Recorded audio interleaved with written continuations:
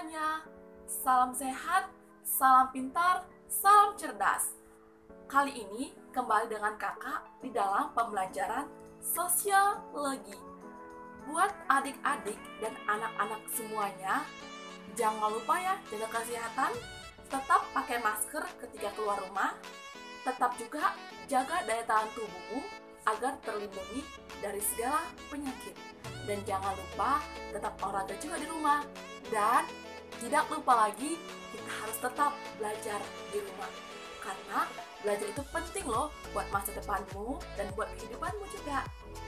Nah, di pembelajaran kali ini, kakak akan memberikan materi tentang fungsi sosiologi. Nah, fungsi sosiologi itu masuk di dalam pelajaran kelas berapa ya?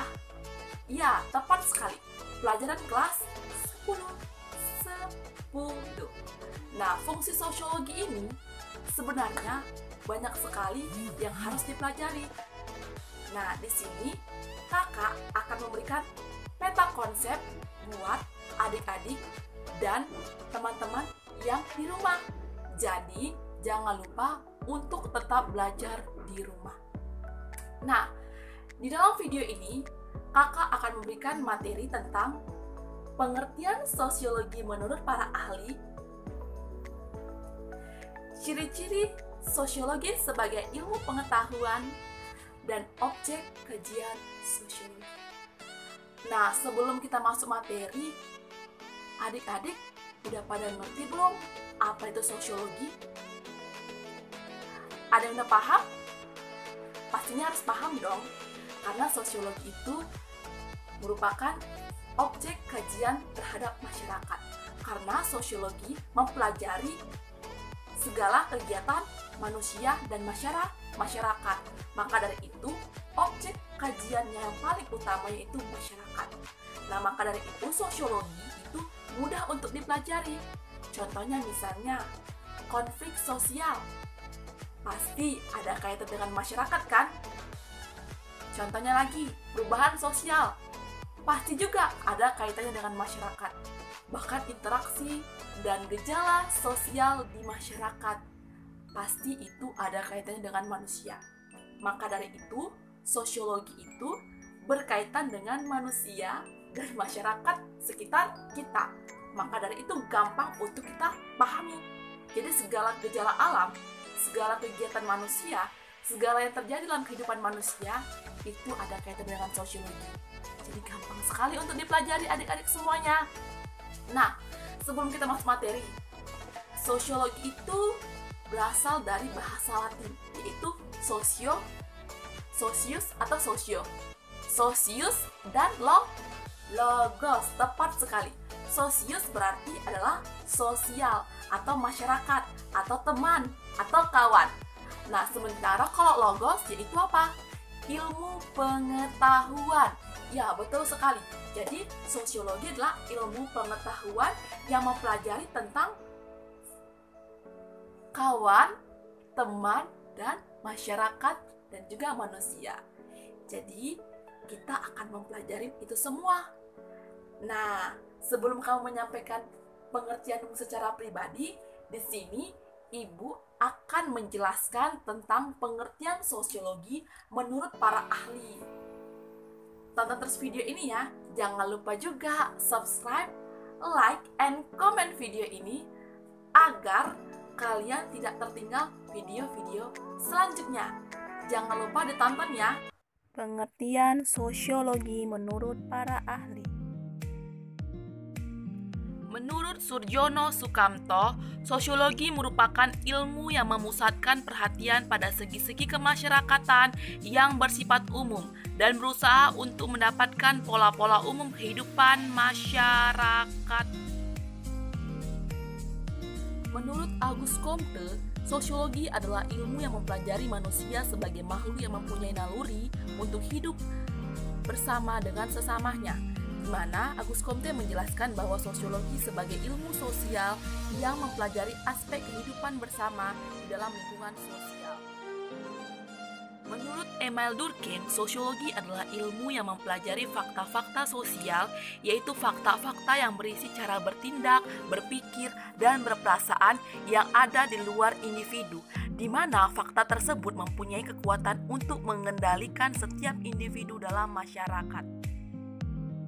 Menurut Pitirim A. Sorokin, sosiologi adalah ilmu yang mempelajari 1. Hubungan dan pengaruh timbal balik antara aneka macam gejala-gejala sosial seperti gejala ekonomi dengan agama, keluarga dengan moral, hukum dengan ekonomi. Yang kedua, hubungan dengan pengaruh timbal balik antara gejala sosial dan non-sosial seperti pengungsian dan bencana alam, serta 3. Ciri-ciri umum dari semua jenis gejala-gejala sosial.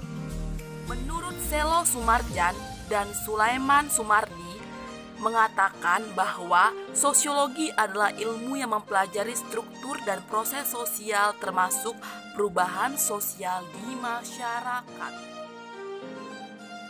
Nah, buat adik-adik dan anak-anak semuanya, jadi udah pada ngerti kan apa itu pengertian sosiologi? Dari penjelasan dari pengertian sosiologi menurut para ahli tersebut, pasti adik-adik sudah pada paham ya kan? Sudah pada tahu dong apa itu sosiologi? Nah, sekarang coba dong tugas kamu di rumah, tulis di kertas lembar pengertian sosiologi menurut kamu sendiri. Kamu tulis menurut pemahaman kamu dan pengertian kamu di kertas lembar. Jadi nanti kamu bisa paham dan bisa tahu, oh jadi ini toh maksud dari sosiologi. Jadi buat adik-adik jangan lupa ya kerjakan di rumah. Sosiologi sebagai ilmu pengetahuan mempunyai ciri-ciri. Yang pertama, empiris adalah ilmu pengetahuan yang didasarkan pada observasi dan akal sehat yang hasilnya tidak bersifat spekulasi atau menduga-duga tetapi objektif. Yang kedua, teoritis, yaitu sosiologi berusaha menyusun abstraksi dari hasil-hasil observasi yang konkret di lapangan, dan abstraksi tersebut merupakan rangka dari unsur-unsur yang tersusun secara logis dan bertujuan menjalankan hubungan sebab akibat sehingga menjadi teori. Yang ketiga, yaitu kumulatif, yaitu sosiologi disusun atas dasar teori-teori yang sudah ada, kemudian diperbaiki, diperluas sehingga memperkuat teori-teori yang lama. Selanjutnya, yang keempat, yaitu non-etis, yaitu suatu masalah sosiologi tidak mempersoalkan baik atau buruknya masalah tersebut, tetapi lebih bertujuan untuk menjelaskan masalah tersebut secara mendalam. Nah, itulah keempat dari ciri-ciri sosiologi disebut sebagai ilmu pengetahuan. Selanjutnya, kita membahas tentang objek kajian sosiologi, di mana objek kajian ini, tokoh-tokoh sosiologi berusaha mengkaji sosiologi dalam pokok-pokok. Jadi, kita akan mengkajinya secara satu persatu. Tokoh pertama, Emile Durkheim. Pokok kajiannya tentang fakta sosial, yaitu pola atau sistem yang memberi pengaruh pada cara manusia dalam berpikir dan bertindak, di mana dia sebagai pengendali individu tersebut. Yang kedua, Max Weber, yaitu pokok kajiannya tentang tindakan sosial.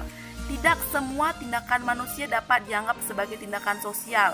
Hanya tindakan yang dilakukan dengan mempertimbangkan perilaku orang lain yang dapat disebut sebagai tindakan sosial. Tokoh ketiga, C. Wright Mills, di mana pokok kajiannya tentang kairan sosiologis, di mana ditempatkan sebagai konsep untuk memahami apa yang terjadi di dalam masyarakat maupun yang ada dalam diri manusia secara pribadi. Kairan sosiologis kita mampu memahami sejarah masyarakat, riwayat hidup pribadi, dan hubungan antar keduanya. Tokoh keempat yaitu Peter L. Berger. Pokok kajiannya realitas sosial. Seorang sosiolog harus dapat menyikapi berbagai fenomena yang menjadi suatu realitas tidak terduga. Syaratnya, sosiolog tersebut harus mengikuti aturan-aturan ilmiah, melakukan pembuktian ilmiah, dan objektif dalam mengesampingkan prasangka pribadi, mengamati fenomena secara jeli, dan menghindari penilaian normatif. Karena realitas sosial suatu peneliti dengan bentuk yang benar-benar terjadi. Sekian dulu pembelajaran dari kita, semoga dapat dimengerti dan dipahami. Mohon maaf bila ada kesalahan, tetap semangat belajar dan selalu jaga kesehatan.